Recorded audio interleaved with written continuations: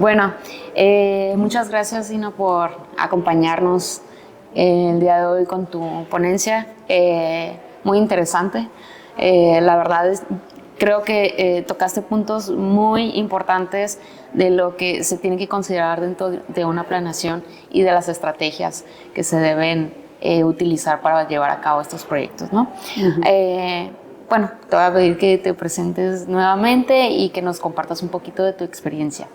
Claro, bueno, soy Dino Cantú Pedraza y fundé y dirijo la aceleradora de ciudades, que pues ahorita nuestro objetivo es trabajar con municipios del país y cambiar al país a través de buenas gestiones municipales. Excelente, muy necesario. Gracias. Hablabas de la receta de resultados para los proyectos, Sí. ¿verdad? Considerabas liderazgo, disciplinas y comunicación. Sí. Platícanos un poquito más de, en resumidos puntos importantes de cada una de estas, de estos ingredientes. Sí, claro. Pues mira, como comentaba ahí en la ponencia, lo que hemos descubierto, y ya tengo como 15 años trabajando dentro y fuera del sector público. Primero en Nueva York, me tocó trabajar con municipios, estados, gobierno federal, instancias internacionales, a veces varios gobiernos federales al mismo tiempo. Entonces, y luego le entré al servicio público en México y ahora con la aceleradora. Creo que esta fórmula viene de toda esa experiencia y me gusta mucho porque no importa si es un proyecto de digitalización o no, no importa la jurisdicción, no importa qué tan grande o chico esté el gobierno o el reto. Si no están estos tres elementos, el proyecto no sale. Y pues bueno, el primero es liderazgo.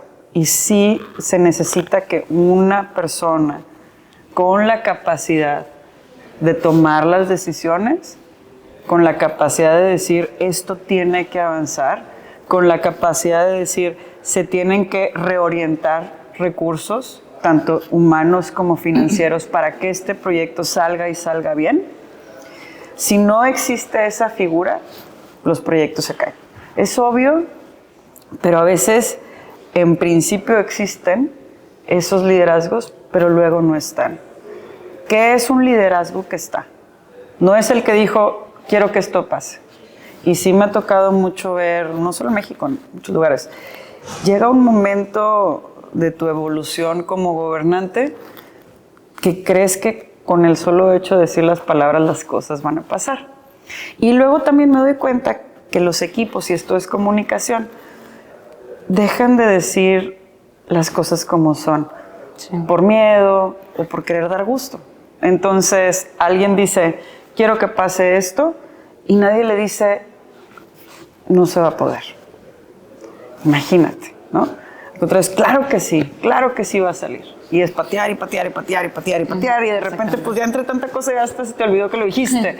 Pero entonces, el tipo de liderazgo que se necesita para que sí salga el proyecto es el que está presente, está involucrado, tiene un sistema de rendición de cuentas, de manera periódica está supervisando cuál es el avance del proyecto, y también le dice al equipo, tu responsabilidad, como lo sugería ahí en la ponencia, es tener la ruta crítica. Está aquí cada quien, qué es lo que tiene que hacer cada quien y para cuándo. Tu responsabilidad es pedir ayuda. Y mi chamba es ayudarte. Eso es un líder que le entra, eso es un líder que está. Yo te voy a decir qué es lo que tiene que pasar, tú vas a asumir la responsabilidad, pero también entiendo que no vas a tener o todas las respuestas o todos los recursos.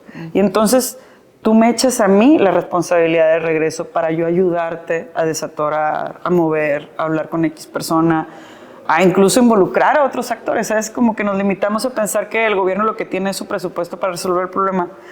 Está la sociedad civil, está la academia, está el sector privado. Ese es el líder, el que ayuda al equipo a dar resultados, porque está involucrado, porque no lo suelta, porque responde, porque escucha, porque genera estos canales de diálogo donde si una persona del equipo te dice necesito 20 minutos contigo, es la prioridad de tu día. y donde también tiene esa claridad de los proyectos que tiene que lograr, que sabe muy bien organizar su propio tiempo. Para, como les decía, si yo lo que tengo son 15 proyectos estratégicos, hablar de otro proyecto es perder tiempo. O esos no son estratégicos y del que estoy hablando sí lo debería de ser. Pero es una decisión fundamental para que sí pueda estar el líder impulsando el proyecto como debe para que salga y salga bien. Así es. Hablabas en un punto muy importante que es la presencia durante toda la estrategia, sí. Desde la planeación hasta la sí. implementación e incluso lo que sucede después de la implementación, porque, parte de la experiencia que uno puede recopilar dentro de este tipo de intervenciones es que el proyecto no solamente se queda al momento de echarlo a andar, sino claro. que hay que regresar y tomar datos, ¿no? Recopilar datos de cómo está funcionando y adecuarnos. En esta parte, ¿cómo funciona el manejo de datos para la toma de decisiones y para las siguientes estrategias dentro del mismo proyecto o en futuras planeaciones? Sí. Y eso se relaciona con el primer ingrediente de la fórmula era liderazgo y este es el de disciplina. Y aplica como todas las tareas en la vida, pero también con los datos en particular. Entonces, ¿qué es lo más importante? O sea, primero, sí sentarte a ver qué es lo que quieres lograr y por qué lo quieres lograr, qué problema quieres resolver, trazar el camino que vas a seguir. Ahora, ¿quieres usar datos para tomar decisiones, para que te informen de cómo tienes que seguir avanzando? Lo primero que tienes que saber es qué datos. ¿Qué datos vas a utilizar? ¿Están completos o no están completos? En el tema que platicabas y que nos compartías de atención ciudadana, ¿qué es lo que pasa? Cuando no hay protocolos y disciplina, pues la herramienta te dice que hay X número de reportes. ¡Es mentira! ¿Por qué? Porque muchas cosas pasan fuera de la herramienta. Entonces tú dices, no, pues yo lo utilicé con los datos de la herramienta, pero pues no están completos. Entonces no estás tomando decisiones con datos porque son datos incompletos. ¿Qué otra cosa puede pasar? Son datos equivocados. O sea, hay que cuidar, cómo se recolectó esa información, cuál es la calidad de la información, con qué frecuencia se está renovando. Entonces, cuando hablamos de los datos, me gusta por eso proponer el ciclo de vida. Entonces, saber cómo nace el dato. ¿Cómo se recolectó? ¿Quién lo recolectó? Oye, si hay distintas fuentes, ¿siguen el mismo formato? Se pueden agregar esos datos y si no, pues desde ahí hay que empezar a arreglar, ¿no? Hay muchos que, por ejemplo, y aquí fue un proyecto en el que me equivoqué. Era una estrategia para el tema de quejas de ruido. Entonces, había toda la estrategia y de multar, ir incrementando la multa por reincidencia.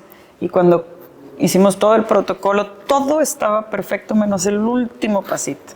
Entonces, cuando quise ver cómo iba el tema de reincidencia, no pude mapear la información porque el que me hace el reporte de ruido me dice, oye, fíjate que en esta calle, pero pues no saben cuál casa.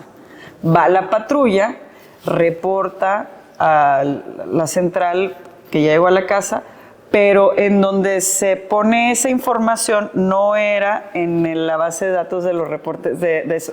Entonces yo no tenía la dirección final que confirmaba la patrulla. Entonces imagínate, todo menos ese último pasito me faltó para yo poder llegar al objetivo, que era poder detectar reincidencia.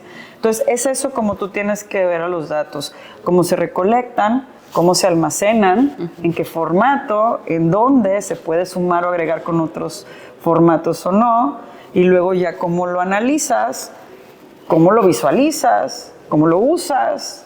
Pero bueno, es ir pensando en cada paso porque puede ahí, pues tú sabes, los retos empiezan ahí. Si no lo recolectas igual, no se agrega. Si no los almacenas en formatos que luego se pueden intercambiar, no se agrega. Y entonces, ¿cómo lo visualizas? ¿Cómo usas?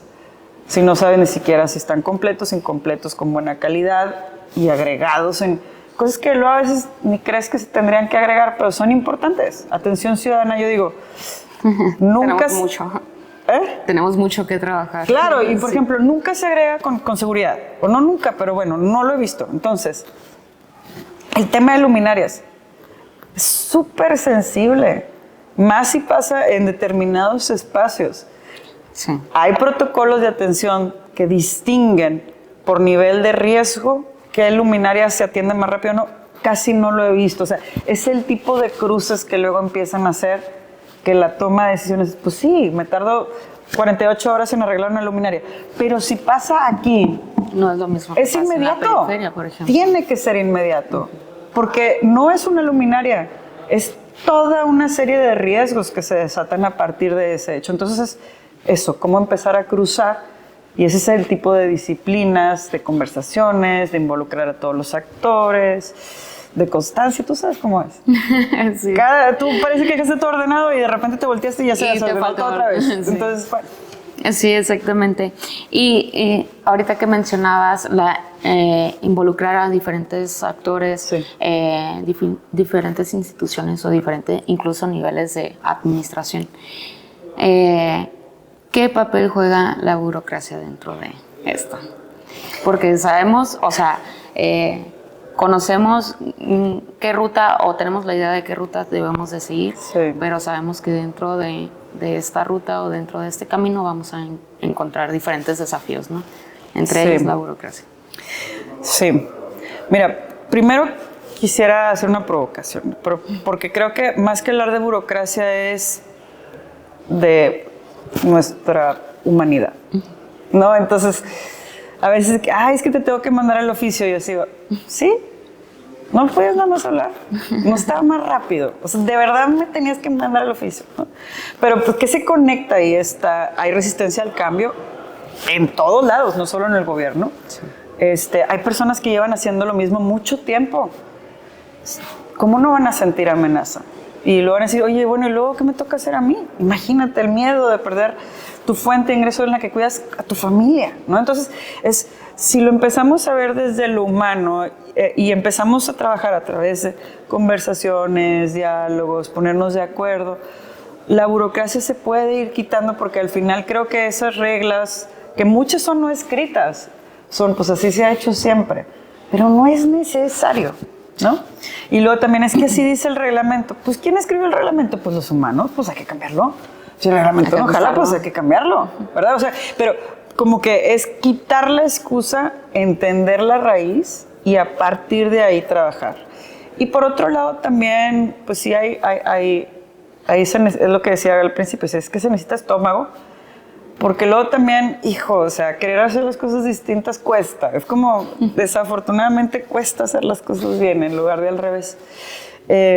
Y entonces, no sé, un colega me contaba que en X estado, las secretarías del mismo gobierno firman convenios de colaboración.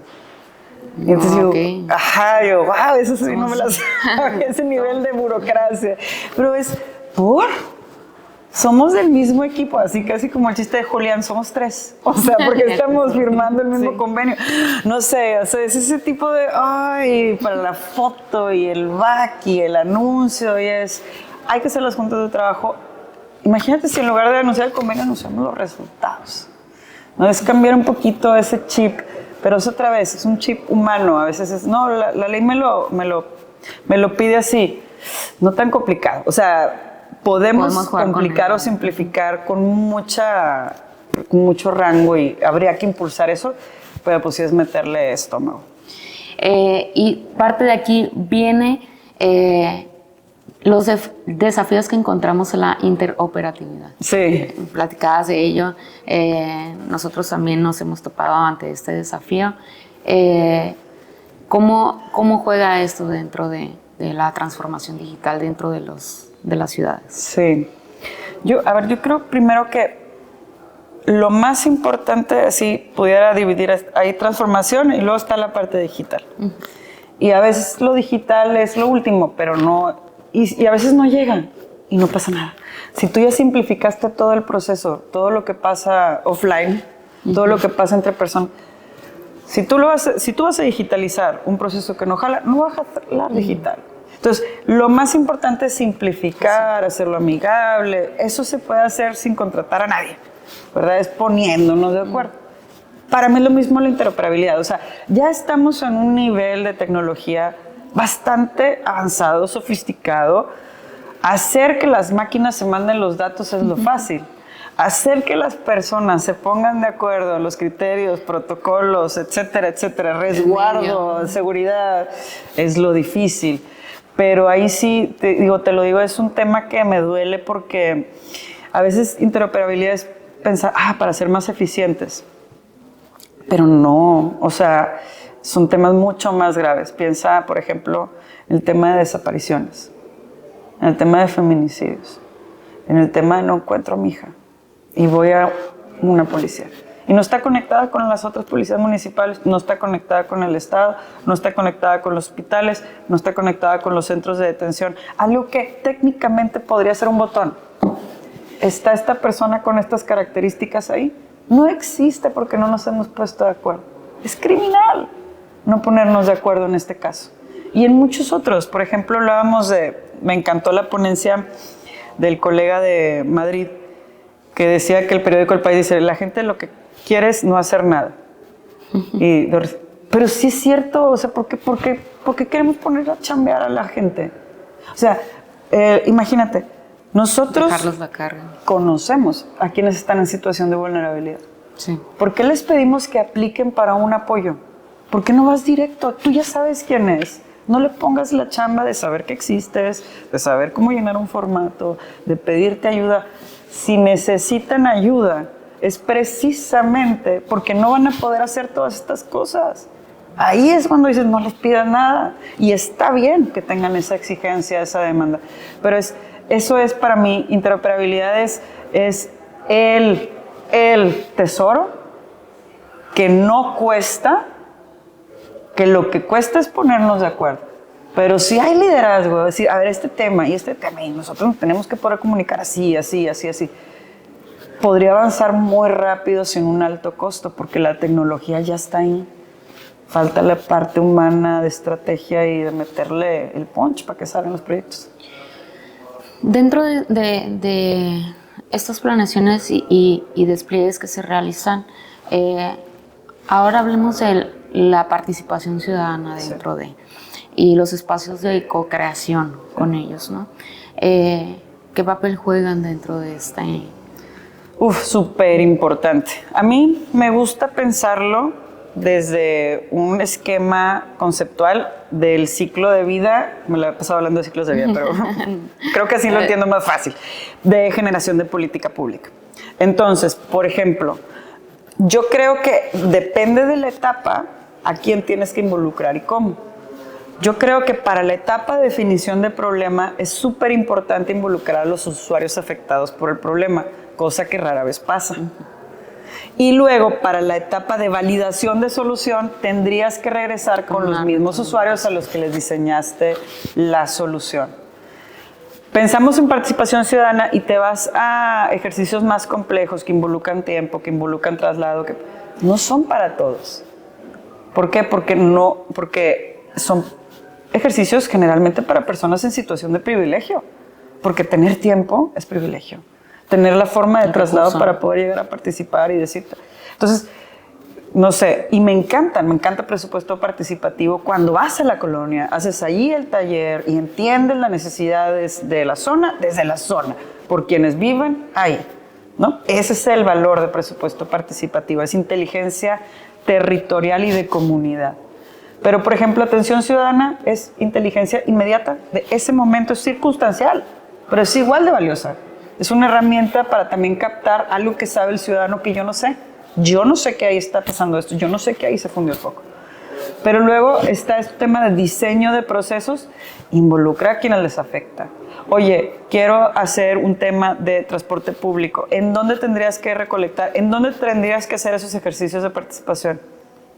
En el transporte público mientras están en su traslado. No les quites tiempo. Vete ahí, a donde como quiera van a estar ahí. Y además son los usuarios, ¿no? Es como diseñas el objetivo a partir de a quién le quieres ayudar, a qué es lo que pretendes resolver y cómo te aportan desde su propia experiencia esto.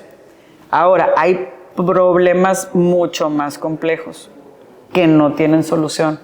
Aire, agua, o sea, movilidad en muchos aspectos. Bueno, ¿ahí a quién tengo que involucrar? Bueno, pues a actores con un expertise más sofisticado. Ahí entra academia, ahí entra sector privado, ahí entra sociedad civil. Es otro tipo de ejercicio, está diseñado para la complejidad del problema. Y más porque, y lo platicaba con un colega aquí en este foro, a veces le pedimos cosas al gobierno que es como peras al olmo, pero además es injusto. O sea, le dije, tú ve un municipio, checa el organigrama de la Dirección de Tecnología. Y te lo juro que es el mismo de hace 20 años. Que llevaban el disquito en la computadora para limpiar el virus. ¿No? O sea, ¿cómo quieres que resuelvan esto? O que hagan esto. O que ahora desarrollen y desarrollen y desarrollen y desarrollen. Es como, ¿cómo vamos entendiéndonos de qué sí podemos hacer? Oye, además, los desarrolladores ganan muchísimo. ¿Cuándo la nómina del municipio va a dar para ser competitivo? ¿Verdad? O sea, entonces si vas entendiendo la realidad, sin poner expectativas que son injustas. A ver, esto es muy bueno el gobierno, esto sí puede hacer. En esto yo le puedo entrar al quite. Eso es también co-creación y colaboración. Principio de realidad, ¿en dónde estamos? Y este es el problema que está enfrente. ¿Cómo le hacemos? Ahí se tiene que hacer otro tipo de ejercicio más a profundidad, que requiere mucho tiempo, que requiere mucha expertise. Es otro espacio, pero se trata primero del resultado, de qué pretende resolver, de involucrar a las personas, cuánto tiempo y la forma depende de todos estos criterios que te menciono. Bueno, muy interesante, muy realista tu punto de vista, porque sí hay mucho trabajo que hacer internamente. Sí. Yo creo que lo esencial es hacer la limpia primero en casa y de ahí empezar a trabajar en estos resultados o bajo estos esquemas de planeación. Y pues ya para ir cerrando, algo que nos quisieras compartir de todo esto en lo que has estado trabajando, en tu participación con los municipios, no sé si también trates con alcaldías, ¿qué es lo que pudieras decir de eso? El tercer ingrediente de la receta, que es comunicación. Sí. Comunicación asertiva. Y cómo le sacamos la vuelta en México a decirnos la verdad, a utilizar eufemismos. Que es ser transparente con la información. A ser imprecisos. Sí, creo que las cosas avanzan primero cuando nos damos el tiempo para vernos a la cara y decir, esto no va a salir como piensas. O para que salga como quieres, estos son los escenarios y tendría que entonces reorientarse a algún tipo de recurso. O voy a necesitar más tiempo, o no me dan las capacidades en el equipo, necesitamos contratar a alguien más. O sea, ese tipo de conversaciones honestas, sanas, donde no es dar gusto. El mejor gusto que puedes dar es dar resultados, ¿no? Entonces, movernos a la visión como de resultados, a las precisiones de muchos, pocos, es cuántos.